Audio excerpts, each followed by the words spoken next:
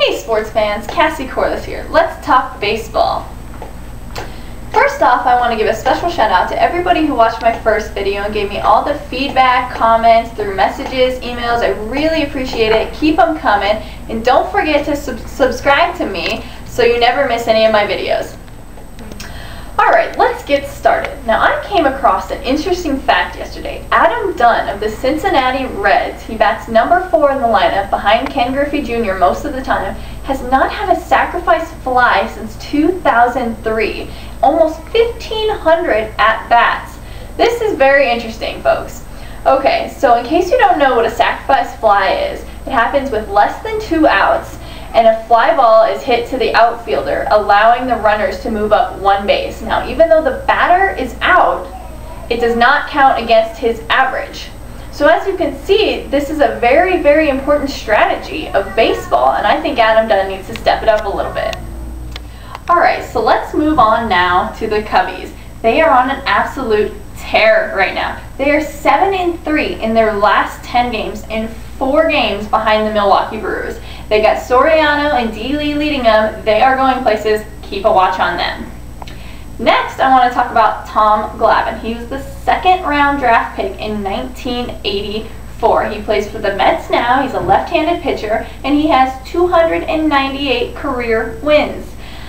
Now, when he hits that 300 mark, which he will this year, he will be the 23rd player in the history of the game to have 300 or more wins. That's pretty good. You got to give it up for Tom. It's pretty good for somebody who didn't even play college baseball. He played hockey out of high school. So got to give it up for Tom. So I hope my first video got everybody involved with baseball, made you want to watch it a little more. I mean, you have these great looking guys with great bodies and the uniform on top of it. I mean, damn, what else could you want? So this leads me into the tip of the week, in which I want you all to tune in to the 4-game series of the Dodgers versus the Mets. Now, they're both National League teams, and they're leading their divisions. So this is going to be a great series. Now, the game you're going to probably want to catch is on Saturday. It's going to be on Fox, and it's going to be at 4 o'clock Eastern, 1 o'clock Pacific.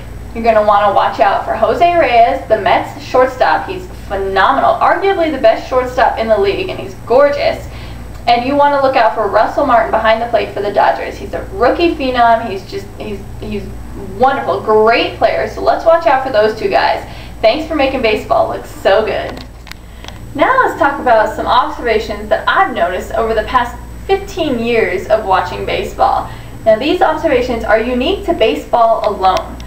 First of all, we have the managers' uniforms. They wear the exact same uniforms as the players. What's up with that? Next, we have the shaking of hands after the game. You're taught to do that after every game in Little League, everything. You get to professional baseball and they don't shake hands with the opposing players after the game. It's very interesting. I don't know what's up with it, but I want you guys to email me, message me, and let me know what you think about it. Alright, so now let's talk about who's hot in July.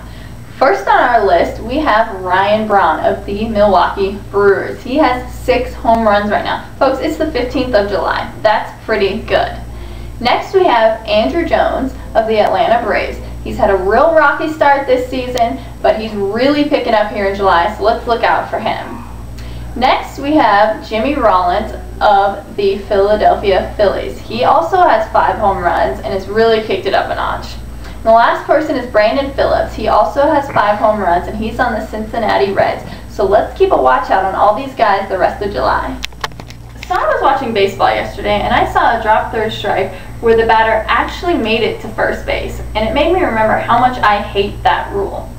Now, for those of you who don't know what it is, if you get called out on strikes or swinging strike 3 and the catcher drops the ball, you can run to first base and the catcher has to throw you out. Now, I've been a catcher for about 15 years, pretty much my whole softball career I was a catcher, so you can imagine how much I hate that rule. All you catchers out there, you understand, if they swing at it, that's their problem. They should be out. So if you have any comments on this or any feedback, I want you to email me or message me. My email is cassiecorliss@yahoo.com, and let me know what you think about this rule. So now I want to leave you with my first trivia question. Now, this actually happened in minor league ball, a AA team. So here it is. How do you get an unassisted triple play without ever touching the ball? Now again, this happened in real life and I have the answer to it. If you think you do, I want you to email me at cassiecorliss@yahoo.com, or you can message me through YouTube. And next week on camera, I will give you the answer. Again, it's how do you get an unassisted triple play without ever touching the ball?